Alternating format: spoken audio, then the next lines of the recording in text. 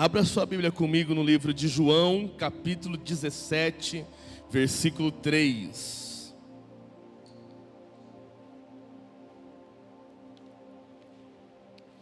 Pessoal do som, eu mandei uma imagem aí no grupo, fica atento. Irmãos, algumas verdades, alguns encontros com Deus que nós temos, eles mantêm a nossa fé viva. E eles funcionam como se fosse um posto de reabastecimento. Como que é? Isso. Só para ver se você está aqui comigo. Um posto aonde você sempre pode voltar e acessar. Aonde você pode voltar e saber que naquele lugar existe provisão para a sua vida. Existe resposta. Existe uma marca de Deus ali, uma experiência com Deus, que funciona como um bálsamo fresco para a nossa vida. Todos nós precisamos ter esses lugares em Deus, essas experiências com Deus, que vão nos nutrir e nos manter nutridos. Sobretudo em momentos onde a dificuldade, a adversidade, o vento nos encontra, momentos nos quais nós possamos pensar: meu Deus, o Senhor ainda está comigo. Eu não sei se só eu que fui um crente tão ruim aqui, a ponto de pensar: o Senhor ainda está comigo. Alguém tem coragem de falar isso também? Obrigado, me sinto menos ruim agora.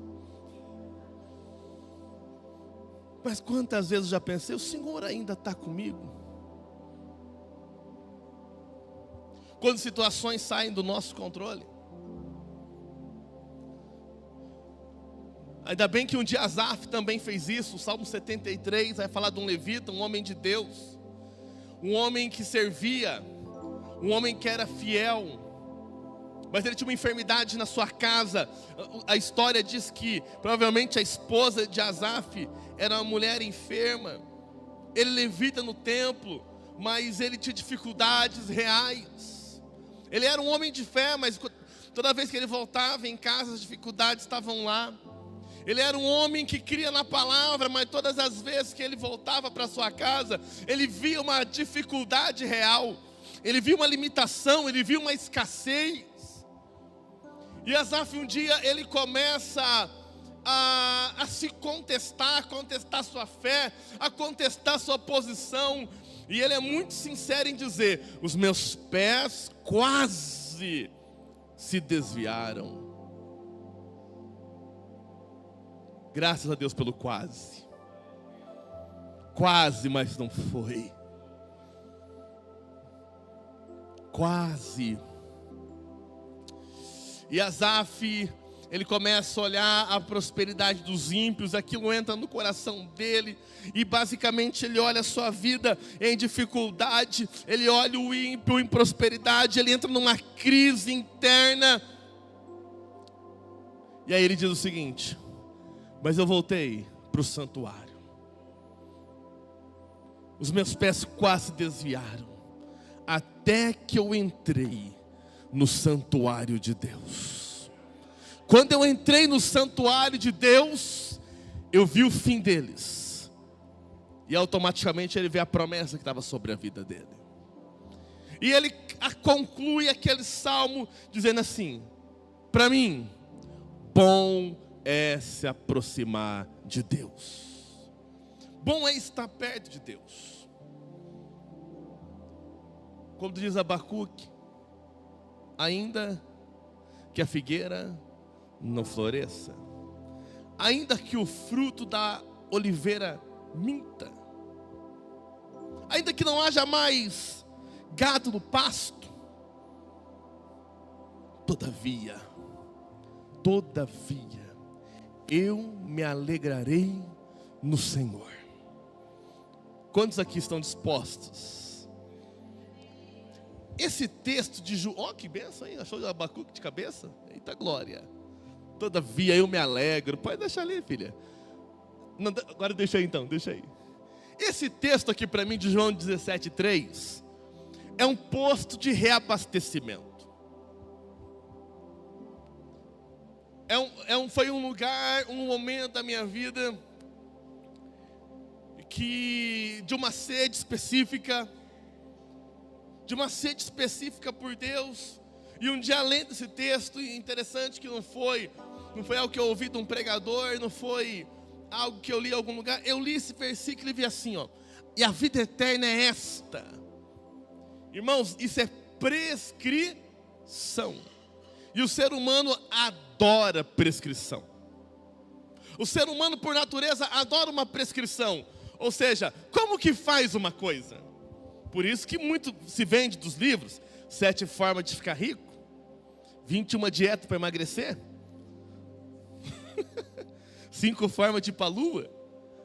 Esse tipo de temática vende muito, porque as pessoas gostam de prescrição.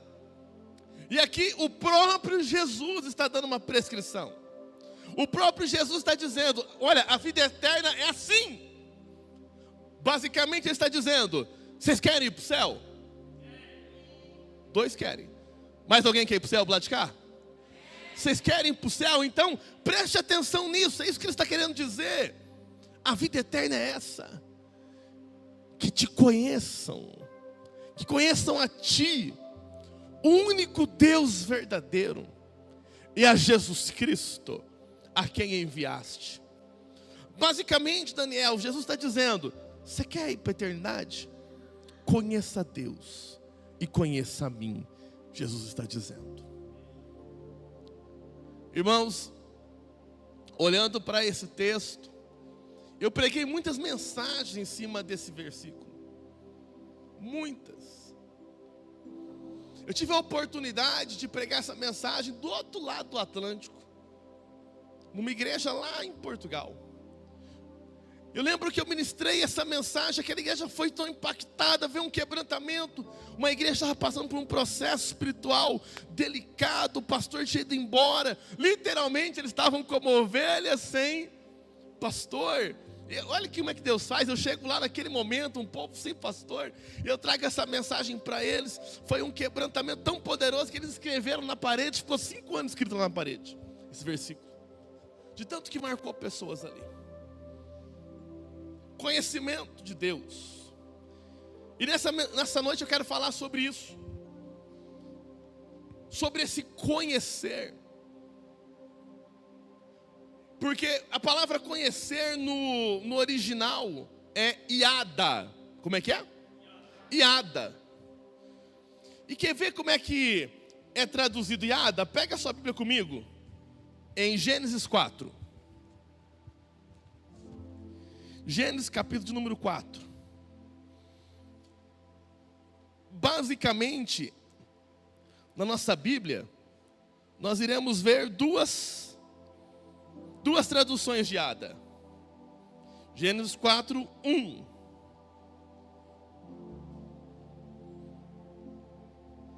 Coabitou. Ali é Iada. Uma intimidade entre marido e mulher. Iada, ou normalmente está escrito ali, ou conheceu. Alguma Bíblia está escrito assim aqui? E conheceu Adão a Eva. Alguma está assim? Então, conversões, a sua está, glória a Deus por isso. São as traduções mais comuns. Estão certas, não está errado. Isso está certo. Só que o hebraico, o idioma em que a Bíblia foi escrita, ele é muito mais rico do que o nosso português. Ele é muito mais profundo. Ele tem nuances muito mais abrangentes do que a simples tradução de conhecer. E nessa noite eu quero falar aqui de cinco variações dessa palavra conhecer, que vai ter no original, que influencia muito para que aquele versículo que eu coloquei, de João 17:3, ele vire uma verdade na nossa vida. Então, o primeiro significado de Iada é conhecer detalhadamente. É o quê? Detalhadamente. conhecer detalhe, como um detetive que está em busca de cada pista. Aquela imagem, Nicole. Há uma imagem aqui que todo mundo que é mais de 30 vai conhecer. Quem lembra dessa imagem? Ou desse tipo de imagem? Quem lembra disso? Pastor Vans levantou a mão lá já. Quem mais lembra? Só o Pastor Vans? E Pastor Vans? O Cláudio, Neymar, Zé Antônio. Só os mais de 30 mesmo. Para quem não é mais que 30, essa é a famosa imagem de aonde está o Wally? Aonde está o Wally? Quem lembrou agora do Wally? Muito bem, aumentou mais 5 irmãos. O Wally está aqui nessa multidão. O Wally era um personagem americano, e realmente a busca era isso aqui, ó. Eles colocavam uma figura, existe um livro, um gibizinho, com várias figuras para você identificar o Wally. E é claro, vocês que não levantaram a mão não vão identificar nunca. Vocês nem sabem quem que é o Wally. Mas quem sabe quem é o Wally, se vir aqui mais perto, ficar observando um pouquinho, vai descobrir. Acabei de ver ele, cadê ele? Vai descobrir. Agora sumiu no meio da multidão. O Wally andou ali dentro. Cadê o Wally? Achei. Eu venho perto, eu perco. Eu venho longe, eu acho. Aqui, ó. O Wally está ali. Não está tão fácil você ver. Talvez você está se perguntando, tá mesmo, pastor? Você está sim. O Wally está ali. Só que quando você via isso com um grau de nitidez maior, a hora que você sabe que o Wally está ali, ele parece que fica sozinho na multidão.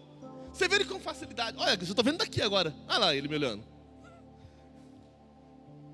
Por quê? Houve ali, e é um desafio achar o Wally ali, ó. Você vai olhando, vai tentando ver quem parece. É uma busca de um detetive. É uma busca entusiasmada, porque você quer encontrar o Wally. Você quer encontrar.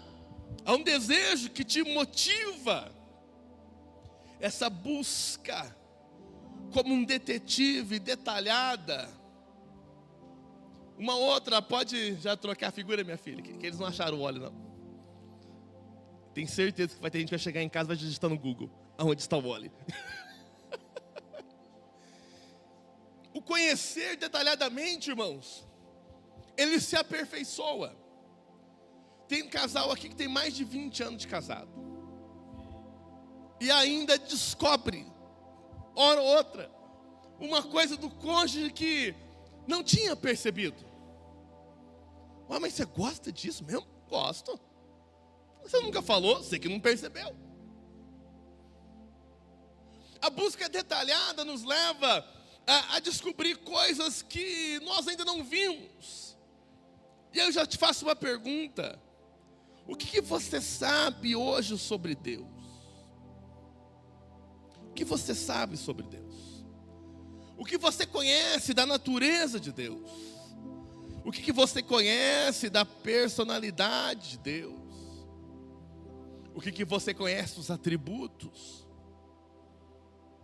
O que você conhece sobre princípios?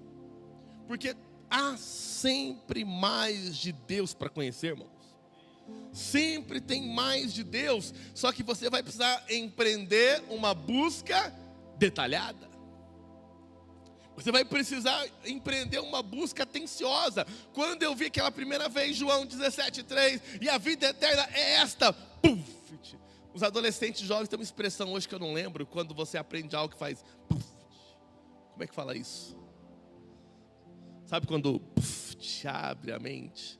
E eu comecei, e aí é uma coisa interessante, que a partir daquele momento que eu quis pesquisar sobre conhecer a Deus, parece que toda a mensagem que eu ouvia de um pregador que eu gostava era sobre isso.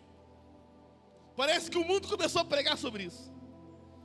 Parecia que os estudos pulavam na minha frente como os peixes da pesca maravilhosa. Por quê? Porque a minha atenção e a minha sensibilidade ficou ativa para aquela realidade. é fácil você ver, mulheres, sair um sapato da moda, bonito, você gostou, parece que toda vez que você sai na rua, olha aquele sapato, olha aquele sapato, olha aquele sapato, porque aquilo agora tem significado. É igual um homem quando gosta de um carro, sai um carro novo, parece toda hora, ou que ele vai comprar um carro, pode ser um Renault branco, aparece do lado, né, pastor Mário? Onde vai, você vê. Por quê? Porque a sua atenção está voltada para aquilo. Quando nós voltamos a atenção para conhecer Deus de forma mais detalhada, para conhecer Deus de forma mais profunda, o Espírito Santo, ele nos impulsiona nisso. O Espírito Santo, ele nos dirige nesse aprendizado. E aí ele vai colocar pessoas diante de você que vai te ajudar a expandir esse conhecimento. Ele vai colocar situações diante de você que vai te ajudar a expandir essa realidade. Efésios capítulo 1, versículo 17, um dia Paulo está orando. Éfeso era a igreja que todo mundo queria. Uma igreja estruturada espiritualmente. Uma igreja que teve por pastor o próprio apóstolo João, foi pastor em Éfeso. Uma igreja de alta honra.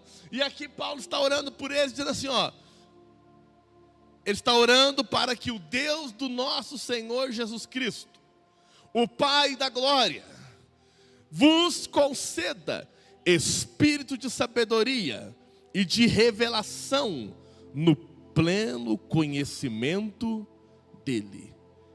Paulo está pedindo espírito do quê?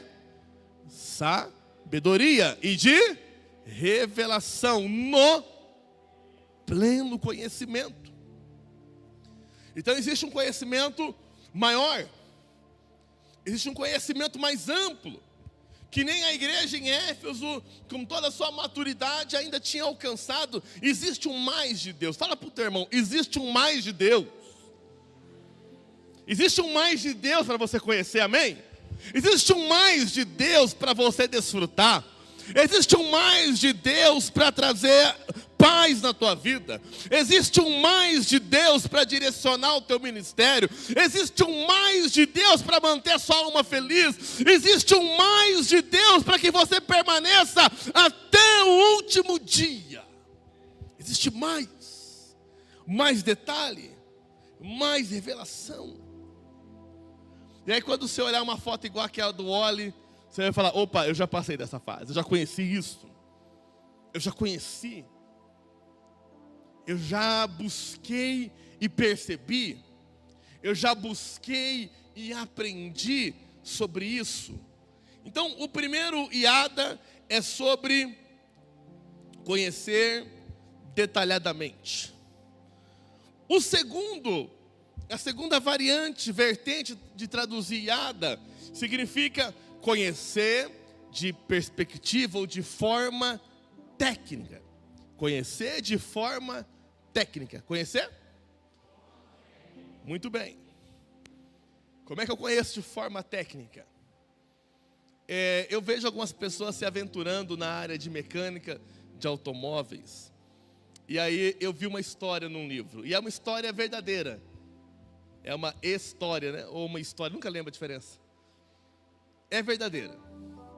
A pessoa estragou o carro dela. E ela até fala que carro era um Monza 92. Ele estragou um Monza 92. E aí essa pessoa, ela tinha uma graduação de teologia. Então ela pensou assim, não, eu não. Ela tinha uma graduação de teologia e pensou assim, bom, então eu sou apto a arrumar meu carro. Vou pegar o manual, vou desmontar o motor e vou arrumar. Vai ser fácil, Nana. E aí o que ele faz? Bem prudente. Ele tinha uma prateleira, bem aquele estilo de garagem americana, com a prateleira, com a bicicleta pendurada, né? Então ele tinha uma prateleira, e ele foi colocando, desparafusei isso, primeiro, soltei isso, em segundo, e ele foi colocando todas as peças do motor em forma sequencial, pois ele sabia que a hora que ele encontrasse as peças quebradas, ele trocaria e voltaria montando na sequência que ele desmontou. Mas o que acontece? Ele foi colocando tanta peça naquela prateleira, que é difícil falar isso, hein? Que a prateleira não resistiu e caiu. Quando a prateleira cai, fez um monte de peça assim. E agora? Bom, mas ele confiando na sua intuição, confiando ali na sua inteligência, ele começou a tentar voltar a montar o motor. Muito bem, algumas coisas começaram a encaixar tão bem, mas fazia um ajuste técnico. Alguns parafusos menores começaram a sobrar, mas é pequenininho mesmo, não faz falta. Ele acabou de montar o motor. O motor está montado. O que sobrou estava sobrando, por isso que sobrou. Ele bate a partida, o motor não funciona. A única coisa que acende é a luz do óleo. E o motor não vira. E o motor não funciona. E aí agora ele chama um amigo mecânico, não deu certo?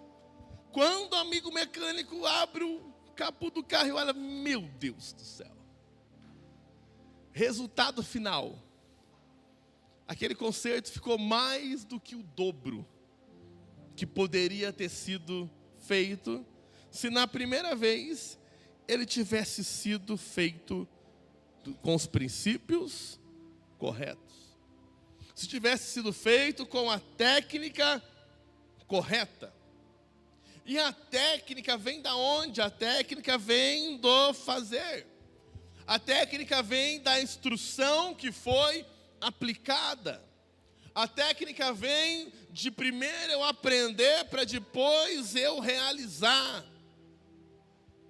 E aí se eu não conheço a Deus, sabendo a forma que Ele opera, eu posso perder muita coisa. Coloca para mim João 4, Nicole. João 4, olha só o que uma pessoa, ela quase perdeu por não conhecer a Deus tecnicamente. Por não conhecer o que Ele pode fazer. Um dia uma mulher samaritana estava indo ao poço buscar água, como ela fazia todos os dias, entre meio-dia e 1h da tarde.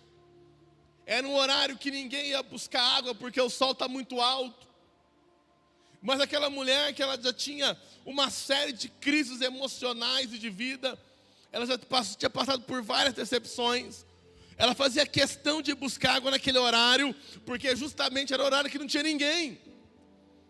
E aí as chances dela encontrar alguém eram mínimas, então ela ia naquele horário. Mas um dia aquela mulher está chegando no poço, existe ali um homem sentado do lado do poço de Samaria.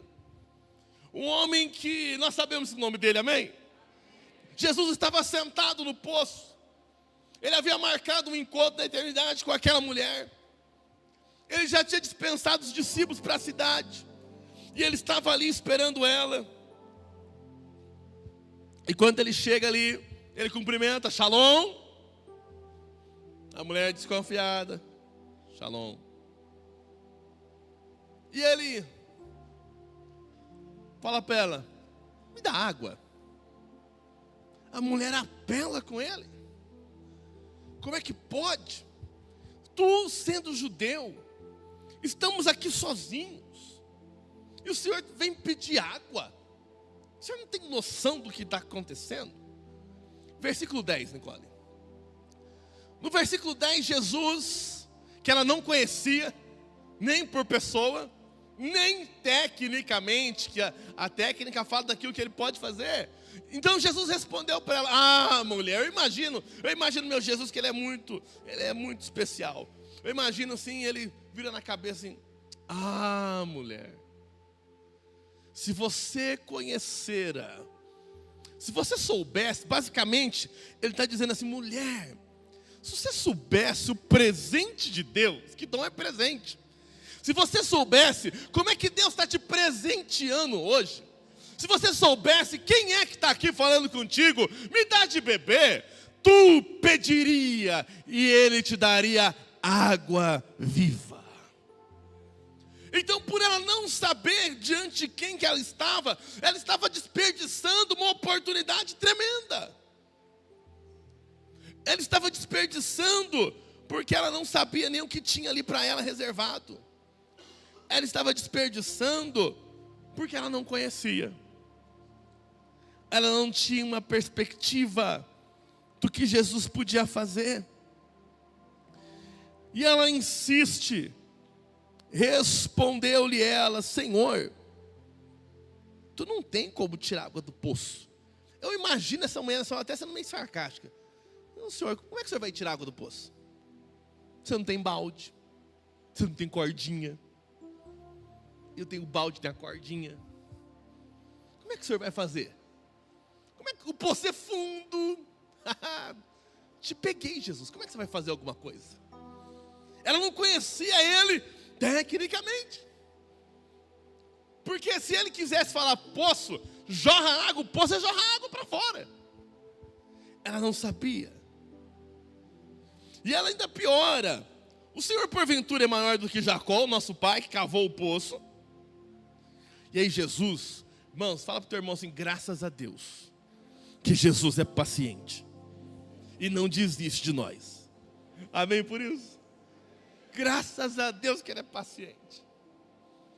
Porque talvez eu e você também já falamos assim para ele um dia: o Senhor não tem cordinha, o Senhor não tem um baldinho. Talvez nós, a nossa vida antiga, também um dia duvidamos por ignorância daquilo que Jesus podia fazer. E essa mulher aqui está duvidando do que ele pode fazer por ignorância. E aí ele vai insistir com ela, porque isso é graça e misericórdia. Então Jesus afirma: quem beber dessa água, desse poço aqui, mulher, ele vai ter sede. Aquele que, porém, beber da água que eu lhe der, nunca mais terá sede. Pelo contrário, a água que eu lhe der será nele uma fonte a jorrar para a vida eterna. Jesus está falando para ela: ei, eu sou aquele que pode transformar a tua sede. Eu sou aquele que pode transformar uma sedenta numa fonte que vai matar a sede de outros. Eu sou aquele que posso transformar o falho, o sedento, em alguém que vai ser meio de salvação para outros. Eu sou aquele que pode tirar alguém do vício, eu posso tirar alguém da prostituição, eu posso tirar alguém de qualquer lugar e fazer dessa pessoa uma árvore frutífera. Eu sou aquele que pode todas as coisas. Ela não tinha essa perspectiva. E se não fosse a graça de Deus, o quanto essa mulher poderia ter perdido naquele dia? Porque faltava o conhecimento de uma perspectiva mais técnica. Faltava um conhecimento sobre o modo de Deus. O terceiro significado de Yada significa conhecer através da experiência. Quantos já viram fotos do Muro das Lamentações? Muita gente já viu. Mas colocar uma oraçãozinha lá é diferente. Vamos pensar um lugar bonito do Brasil aqui. Quantos já viram foto de Copacabana, a praia talvez mais famosa do Brasil? Mas ver a foto não é a mesma coisa que colocar o pé na areia. Ver a foto não é a mesma coisa que colocar o pé da areia. Eu vou fazer uma pergunta, tomara que eu tenha misericórdia de mim. Quantos confiam em mim aqui? Alguém levanta, pelo amor de Deus. Obrigado. Se não corta a transmissão aí, nós vamos tudo embora. Amém. Mas se você tivesse que fazer uma cirurgia amanhã, ou semana que vem, ou melhor, se você tivesse que fazer uma cirurgia, você que confia em mim, e eu te falasse: fica tranquilo, eu vou entrar no Google, eu vou estudar tudo sobre essa cirurgia, e eu mesmo vou te operar. Vou chamar o obreiro Adriano ali. Cadê o obreiro Adriano? Que é grandão. Ali, Adriano. Eita glória. Quem mais, Adriano? Escolhe um outro aí do mesmo naipe. O Emerson, vamos pegar o Emerson ali também. Nós vamos te operar na salinha. Eu vou estudar. Vai dar tudo certo. E se não der, o Adriano te segura com o Emerson. Alguém se habilita? Mas eu verdadeiramente não posso aferir esse conhecimento nesse período? Posso ou não posso? Posso. Posso aferir conhecimento. Mas um conhecimento teórico, ele vai até certa altura. Depois eu preciso de um conhecimento prático. Eu, no primeiro ano de faculdade, um professor meu disse assim, ó. Falou bem assim, ó, pra vocês não ficar bobo. Falou bem assim com a gente. Pra vocês não ficar bobo. A faculdade é como se fosse um carro sem motor. E a prática, ou melhor, desculpa. A faculdade é como se fosse o motor de um carro. E a prática é a carcaça de um carro. Quando você tem a faculdade e a prática, você juntou o motor e o carro e você vai embora. Agora, se você tiver só a faculdade, você só tem um motor. O que você faz só com o motor de um carro? Nada. E pelo contrário, vai te dar trabalho ainda. Como é que você carrega esse motor? Como é que você sobe a subida do BD com o motor na cabeça? Você não sobe. Agora, se você tem só a prática, você desce na descida, faz igual os Flintstones.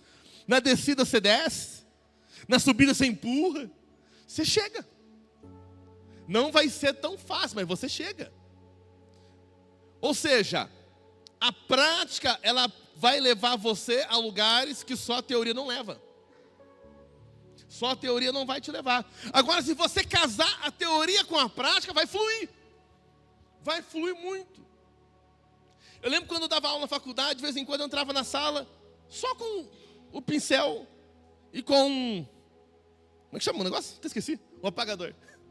Só com o pincel atômico, com o apagador, e dava aula 2, 3, 4 horas. Conhecimento e prática. Faz diferença. E aí, o que a gente tem que tomar cuidado? Nós temos que estudar teologia. Se você puder estudar, seja um teólogo, seja mesmo.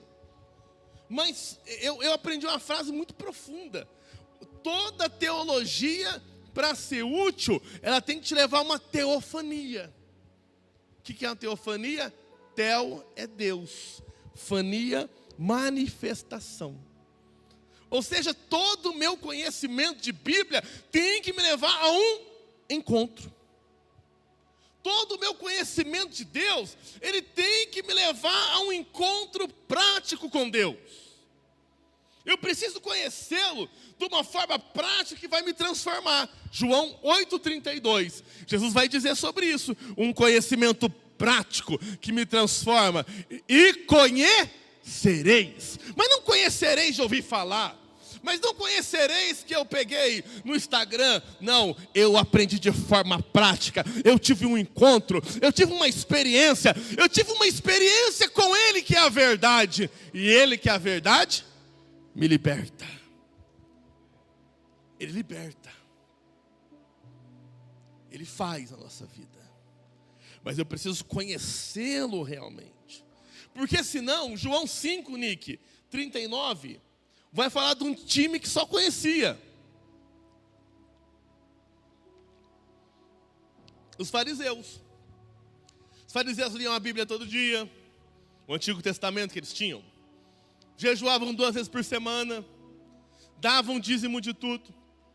Oravam em praça pública, davam esmola. Faziam o papel ali teórico melhor que muito crente hoje. Faziam. Seguiam à risca a lei. Mas eles tinham um conhecimento teórico.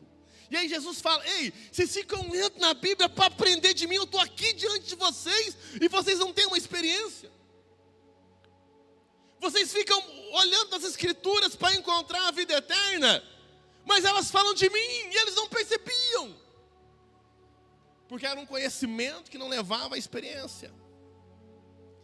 Era a posição deles de buscar conhecimento Eles tinham informação, mas não tinham revelação.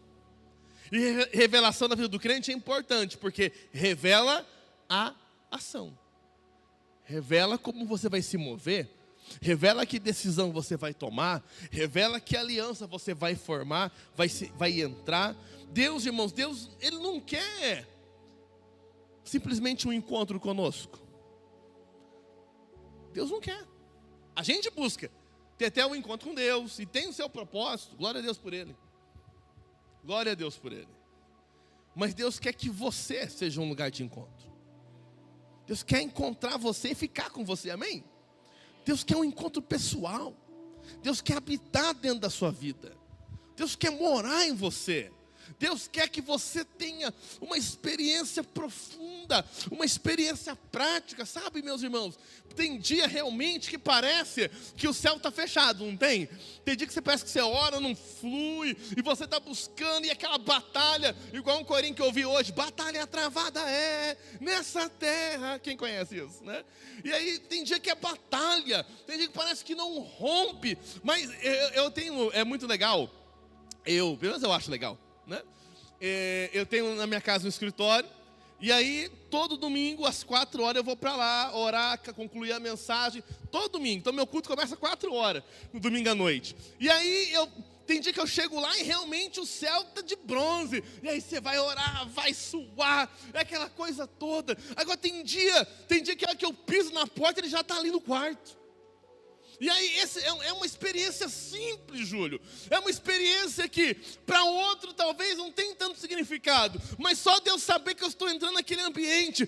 Ele já está ali. A glória dele se faz presente. Ah, meus irmãos, aquilo me dá uma coragem. Aquilo me dá uma ousadia. Aquilo me dá uma vontade de fazer a obra dele com mais alegria. Eu quero te dizer uma coisa. Busque uma experiência com Deus. Busque uma experiência na sua fé, busque que essa experiência, ela vai alimentar você, ela vai te impulsionar, ela vai te encorajar, ela vai fazer você gerar fruto.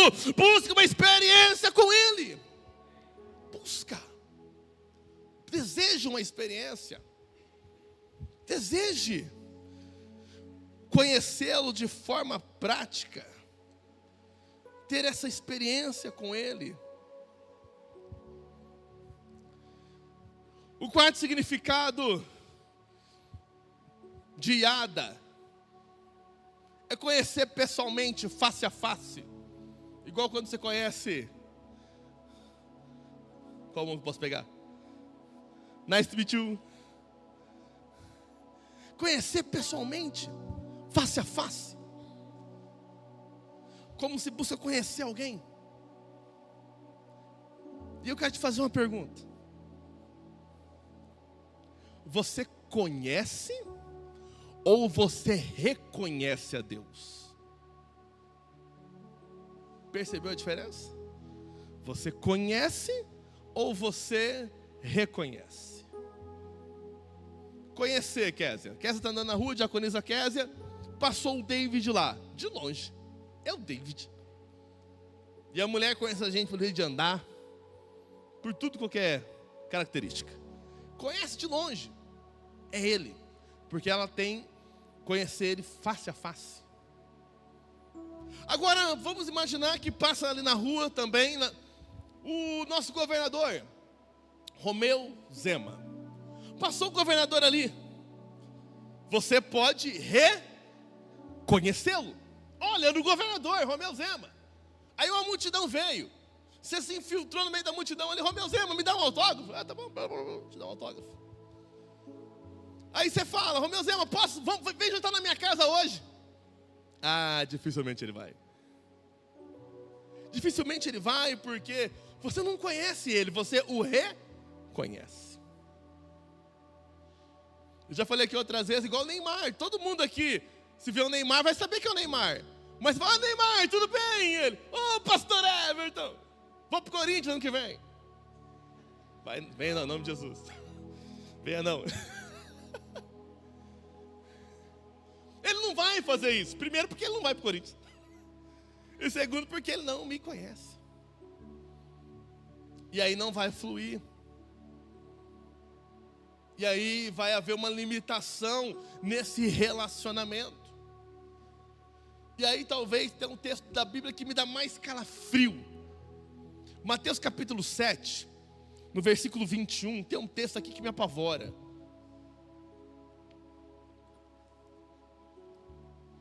Porque quando eu aprendi sobre conhecer, eu também aprendi sobre o problema de não conhecer. Existe uma bênção do conhecer a Deus, mas existe uma consequência de não conhecê-lo. Existe uma consequência. Aqui, olha só, nem todo aquele que me diz Senhor, Senhor, entrará no reino dos céus, mas aquele que faz a vontade de meu Pai que está nos céus. Muitos naquele dia hão de dizer, Senhor, Senhor, porventura não temos nós profetizado em teu nome? E em teu nome não expelimos demônios? E em teu nome não fizemos muitos milagres?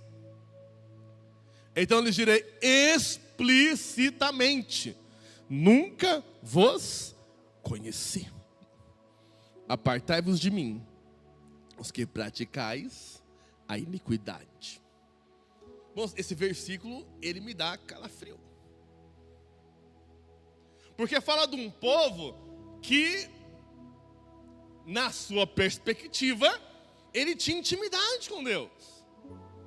Na sua perspectiva, ele tinha vida com Deus. Na sua perspectiva, eles eram até usados por Deus. Mas aqui Jesus está dizendo, ei, eu não conheci vocês. Eu não sei quem vocês são. E aí, para a graça e misericórdia de Deus, o texto fala por que eles não são conhecidos. Porque eles praticam iniquidade. Fala para o teu irmão bem assim, iniquidade é pecado repetitivo, não abandonado. Todo pecado repetitivo não abandonado vira uma iniquidade. É um pecado sistematizado.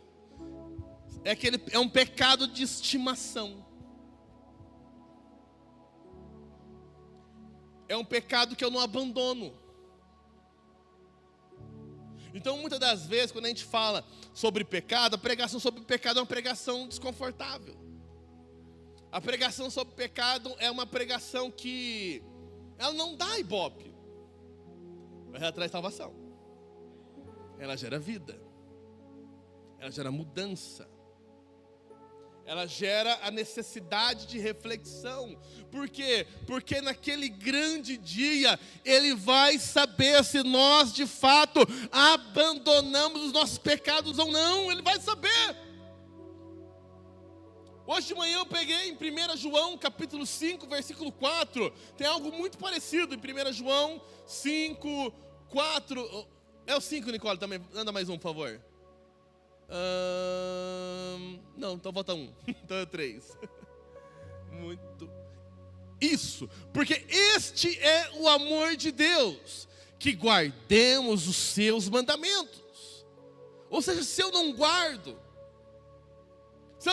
a palavra, se eu não pratico essa palavra, se eu não me aplico em viver essa verdade, irmãos, não tem.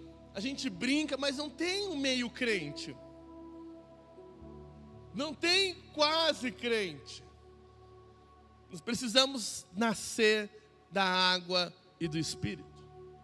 Precisamos nascer de novo. Você pode ir até normal. Você pode chegar na igreja precisando de transformação, mas Ele te transforma. E a partir dali você tem que seguir transformado. Existe transformação em Jesus. Existe restauração em Jesus. Mas a partir do momento que eu me submeto a continuar no pecado, eu estou em iniquidade. E aí, irmãos, o problema não é o pastor Everton falar assim para você: olha, se você ficar em pecado, você não vai para o céu. Eu falar isso, você pode, pastor, vai dormir. E aí, domingo que vem, você vai em outro culto. E talvez o outro pastor não fale isso, Júlio. Ou aí você fala, aquele pastor é muito mais legal que aquele xarope que ficava falando do pecado. Mas ouvir falar de mim não é o problema. O problema é que no último dia ele vai olhar para cada um de nós e vai dizer assim, eu não vos conheci porque vocês praticaram iniquidade. O BO não está aqui, o BO está no último dia. O problema não é o agora, o problema é o último dia. E aí, essas formas de conhecer a Deus que eu venho falando nessa mensagem, elas vão nos preparando para conhecer mais do Senhor, para buscar ter experiências com Ele, para entender mais do seu plano, para entender mais da sua vontade, para que no último dia eu não tenha essa tristeza, essa triste notícia. Filipenses capítulo 3 vai falar de um homem que tinha status, vai falar de um homem que tinha muito reconhecimento na sua época. Filipenses 3, 10. Ele vai dizer... Volta um, Nick, só para mim ver uma coisa. Pode voltar mais um. Isso, olha que gostoso isso. Isso para mim é igual um sonho de leite condensado. Bem gostoso. Pensa num bolo bem gostoso que vocês gostam. Um bolo com recheio bem gostoso, com nozes. Pensa.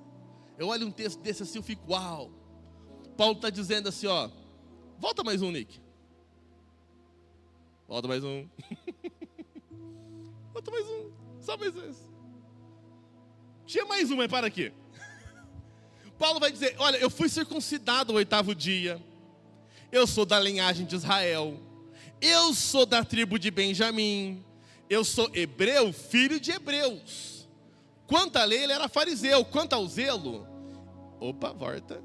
Quanto ao zelo, ele era perseguidor da igreja. Quanto à justiça que é na lei, ele era irrepreensível. Mas o que para mim era lucro, tudo aquilo para ele era status. Tudo aquilo era reconhecimento. As pessoas olhavam para ele, você é o cara, Saulo. Você é um homem bacana, Saulo. Eu quero que meus filhos aprendam com você. Você é o orgulho da mamãe, Saulo. Todo mundo acha você muito bacana. E ele fala, mas o que para mim era lucro, eu considerei perda por causa de Cristo. 8. Aquilo não valia nada mais para ele. Não valia nada. Irmão, você pode ter carro, casa, diploma, status, mas nada disso pode ser maior que Jesus na sua vida. Jesus tem que ser o primeiro. Jesus tem que estar na soberania do governo do seu coração. Paulo está pegando tudo aquilo que ele tinha vivido, tudo aquilo que ele tinha passado, e fala, não, isso aqui tudo agora para mim é perda, isso não vale mais nada, eu encontrei Jesus. Versículo 8, Nicole. E aí ele vai prosseguir dizendo, eu considero tudo como perda, por causa, olha que palavra linda, por causa da sublimidade do conhecimento de Cristo Jesus. Ele fala de um conhecimento sublime. Ele fala de algo assim, excepcional. Conhecer Jesus é sublime. Por isso, eu perdi todas as coisas. E eu considero isso como refúgio para ganhar a Cristo. E ser achado nele. E não tendo justiça própria, que procede da lei, se não é que é mediante a fé em Cristo, a justiça que procede de Deus, baseada na fé. E ele conclui, ele quer conhecer, para o conhecer, e o poder da sua ressurreição, e a comunhão nos seus sofrimentos, conformando-me com ele na sua morte. O homem talvez mais preparado da sua era, ele pega todo aquele preparo e fala, não, isso aqui não vale nada quando eu olho para Jesus. Ele pega todo o seu preparo, todo o seu status e fala, não, isso aqui não significa nada. Eu conheci Jesus. Eu conheci Jesus. Quantos aqui conhecem Jesus? Ou reconhecem? Conhece ou reconhece? Conhece ou reconhece? Conhece ou reconhece? Aleluia! O que temos deixado para trás por causa dele? O que temos deixado? o que tem ficado para trás por Jesus. E aquilo que ficou para trás não pode ser um peso na sua vida, não. Antes, acabou isso, graças a Deus. Antes tinha um negócio assim, vai pregar hoje o ex-bruxo. Você lembra disso? O ex-macumbeiro, o ex-pai de não sei o que lá. Que pai de santo é nós, né? Que é pai de crente. Aquilo não é pai de santo, não. Mas tinha um negócio dos ex, né? Os ex vão pregar, os ex alguma coisa. Os ex alguma coisa. Irmãos, é sorte deles ser ex alguma coisa.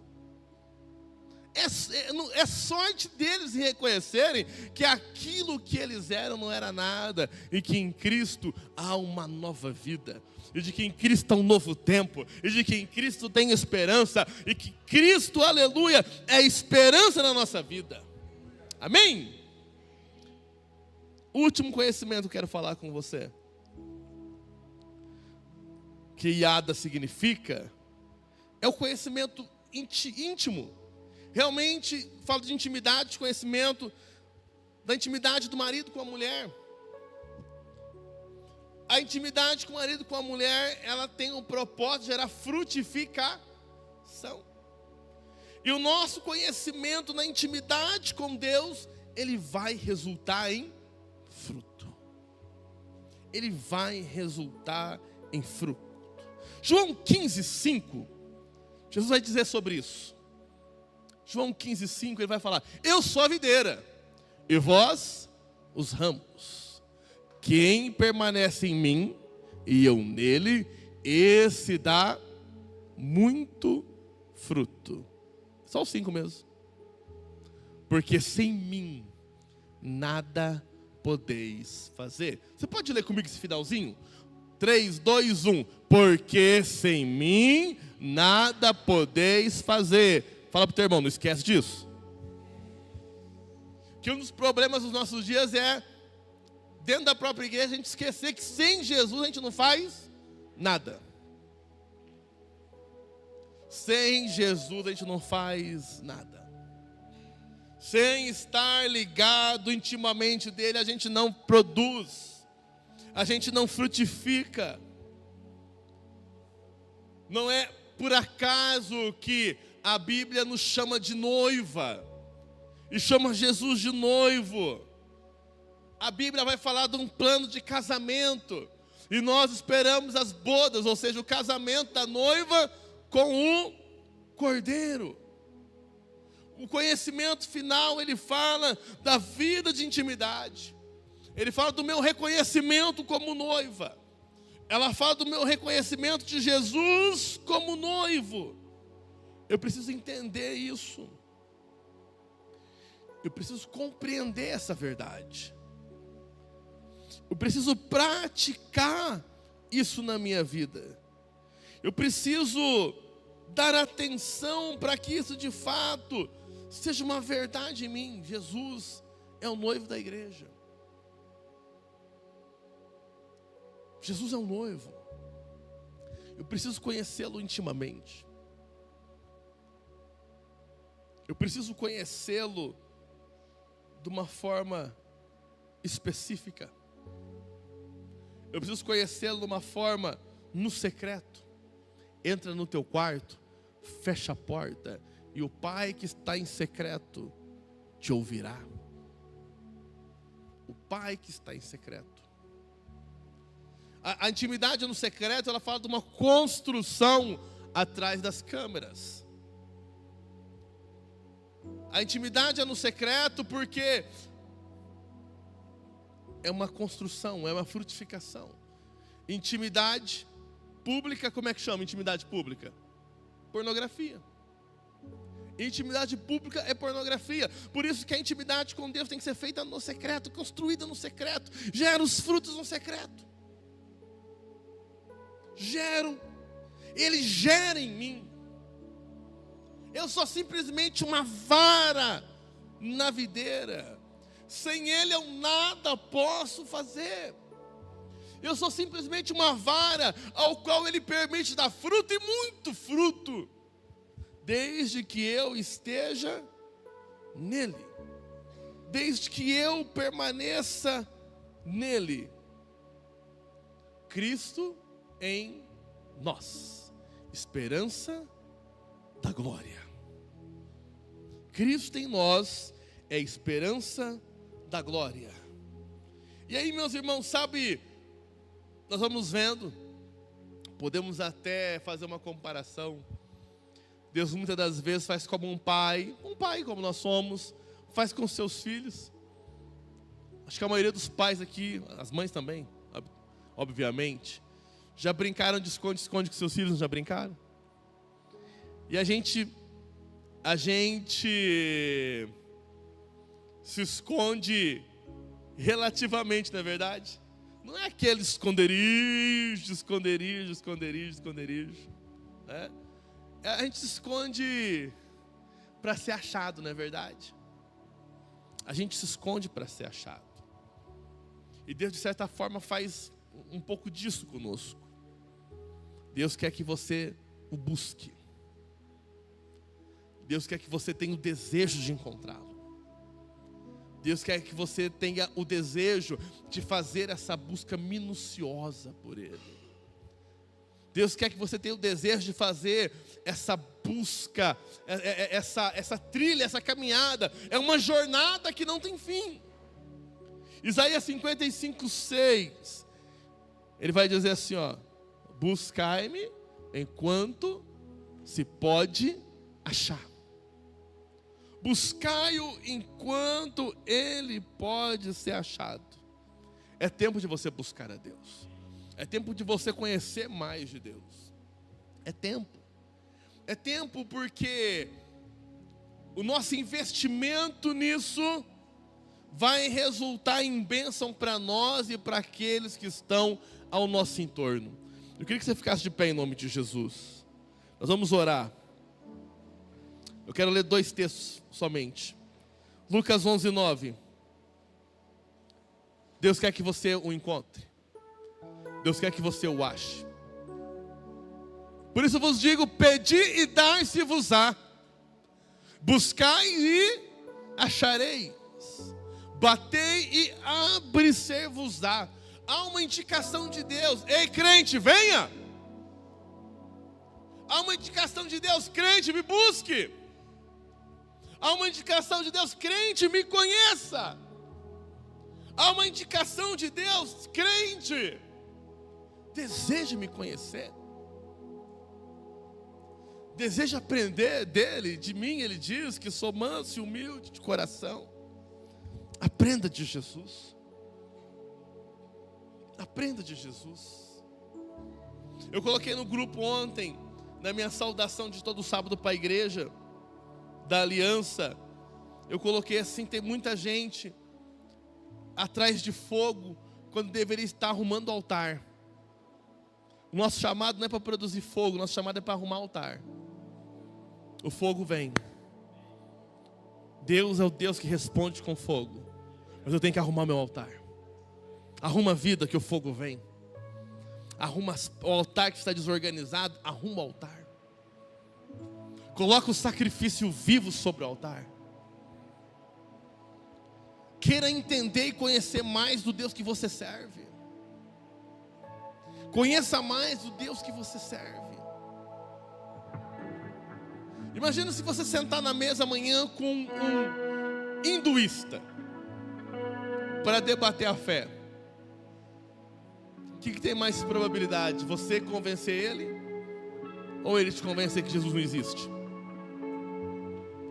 Se você não conhecer Jesus, você pode ficar abalado. Se você não conhecê-lo, você pode ficar confundido.